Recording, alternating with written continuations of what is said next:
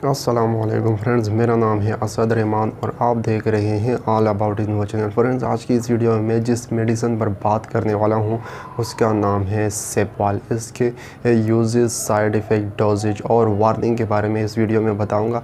अगर वीडियो आपको पसंद आए तो वीडियो को लाइक करें और अगर आप इसी तरह इंफॉर्मेटिव वीडियोज़ मेडिसिन के हवाले देखना चाहते हैं तो नीचे दिए गए सब्सक्राइब के बटन पर क्लिक करें और प्रेस करें बेल आइकॉन को, ताकि मेरे हर आने वाली वीडियो की नोटिफिकेशन बर वक्त आपको मिलती रहे। तो चलो दोस्तों, टाइम ज़ाया किए बगैर आज की वीडियो को शुरू करते हैं। तो फाइनली फ्रेंड्स, मैं सबसे पहले आपको एक खुशखबरी सुनाना चाहता हूँ कि तकरीबन 28 जनवरी को 8:30 बजे के करीब मुझे यूट्यूब वालों की तरफ से ये मेल आया कि कांग्रेट्स, आपके पहले के 1000 सब्सक्राइबर पूरे हो गए हैं। ये सब आप लोगों की प्यार की वजह से, आप लोगों के सपोर्ट की वजह से। अगर आप लोग अपना प्यार नहीं दिखाते तो आज मेरे 1000 प्लस सब्सक्राइबर और पूरे नहीं होते। तो थैंक्स आ मिलियन के आप लोगों ने मुझे इतना प्यार दिया और इतना सपोर्ट किया। तो फ्रेंड्स, आज की वीडियो को शुरू करते हैं। आज की वीडियो में जिस मेडिसिन पर बनाई है उसका नाम है सेपवाल। इसमें 250 mg और 500 mg की टेबलेट आती है और अगर हम इसकी कंपनी की बात करें तो ये GSK की बनाई गई टेबलेट है। और अगर हम इसके फार्मूले की बात करें तो सिप्रोफ्लॉक्सासिन इसका फार्मूला है। और अगर मैं स्ट्रेप की बात करूं कि इसमें कितने स्ट्रेप होते हैं तो फ्रेंड, इसके एक बॉक्स में एक स्ट्रेप होता है और उसमें 10 टेबलेट होती है। और ये 1987 को FDA की तरफ से अप्रूव किया गया कि ये इन कामों में इस्तेमाल किया जा सकता है, जो कि मैं आगे चल के आपको बताऊंगा। फ्रेंड्स, ये एक फ्लोरोक्विनोलोन की एंटीबायोटिक है कि क्लास से ताल्लुक़ रखता है, जिसका मकसद ये होता है कि ये बैक्टीरिया की ग्रोथ को रोकता है या बैक्टीरिया को किल कर देता है। तो फ्रेंड्स, ये तो हुई इसकी कुछ कॉमन इंफॉर्मेशन। अब मैं बात करूँगा इसके यूजेस के बारे में। तो फ्रेंड्स, इसके सबसे पहले यूजेस में आता है कि ये दरअसल बनाई ही किडनी प्रॉब्लम्स के लिए थी, कि किडनी में अगर कोई इन्फेक्शन वगैरह हो उसको ख़त्म करे। ये किडनी में अगर इन्फेक्शन है तो उसको ख़त्म करता है, या उससे जो लाइंस नीचे जाती है जिसमें हमारा यूरिन ब्लैडर की तरफ जाता है, यूरिटर, उसमें अगर कोई इन्फेक्शन हो तो उसके इन्फेक्शन को भी ये ख़त्म कर देता है। या अगर ब्लैडर में कोई इन्फेक्शन वगैरह हो गया है तो उसको भी ये ख़त्म करता है। या जहाँ से यूरिन खारिज होता है, मतलब कि यूरिथ्रा, उसमें अगर कोई इन्फेक्शन हो तो उसको भी ये ख़त्म करता है। ये फ्रेंड्स, इसको ओटाइटिस, मतलब कि कान के अंदरूनी हिस्से में अगर कोई इन्फेक्शन है तो उसको ख़त्म करता है।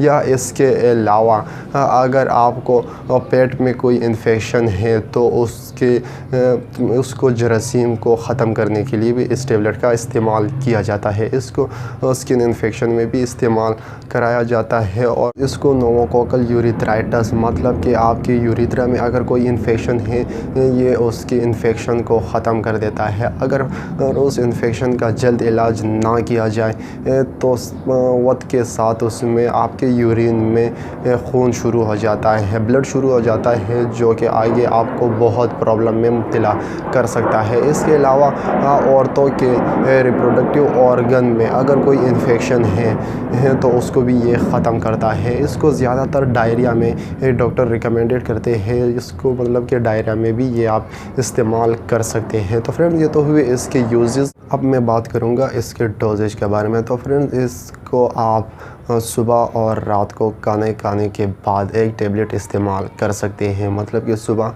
आप नाश्ता कर ले तो उसके बाद आप एक टेबलेट इस्तेमाल करें और इसके अलावा आप रात का खाना खाने के बाद एक टेबलेट इस्तेमाल करें। फाइनली ये डॉक्टर ही रिकमेंडेड करते हैं कि इसको 3 टाइम भी इस्तेमाल कराया जा सकता है, या अमूमन 1 टाइम भी इस्तेमाल करवाते हैं। वो on the condition doctor recommended करते हैं। और फ्रेंड्स, इस टेबलेट को आपने ऐसे ही नहीं इस्तेमाल करना, बल्कि डॉक्टर के मशवरे के मुताबिक ही इस्तेमाल करें। तो फ्रेंड्स, अब मैं बात करूंगा इसके साइड इफ़ेक्ट के बारे में। तो फ्रेंड्स, इसके साइड इफ़ेक्ट में सबसे पहले आपको देखने को मिल सकता है कि आपको हेडेक हो सकता है या नाज़िया हो सकती है, वोमिटिंग हो सकती है, या इसके अलावा आपको स्किन डिजीज़ में मज़ीद मुब्तला कर सकता है। ये आपके हार्ट बीट के रेट को भी बढ़ा सकता है, मतलब कि टेकिकार्डिया आपको हो सकता है। तो फ्रेंड्स ये तो कॉमन इसके साइड इफ़ेक्ट ये है। अब मैं बात करूँगा इसके वार्निंग के बारे में। तो फ्रेंड्स इस टेबलेट को प्रेगनेंसी में इस्तेमाल नहीं कराया जाता,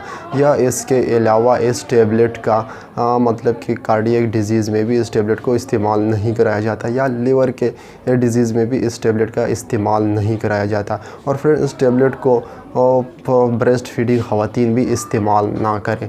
तो ये तो आज की वीडियो। फ्रेंड्स अगर वीडियो आपको पसंद आई तो वीडियो को लाइक करें, और अगर आप इसी तरह इन्फॉर्मेटिव वीडियोस मेडिसिन के हवाले से देखना चाहते हैं तो नीचे दिए गए सब्सक्राइब के बटन पर क्लिक करें और प्रेस करें बेल आइकॉन को, ताकि मेरे हर आने वाली वीडियो की नोटिफिकेशन बर वक्त आपको मिलती रहे। तो फ्रेंड्स एक नई वीडियो आने तक इजाज़त दीजिए। अल्लाह हाफिज़।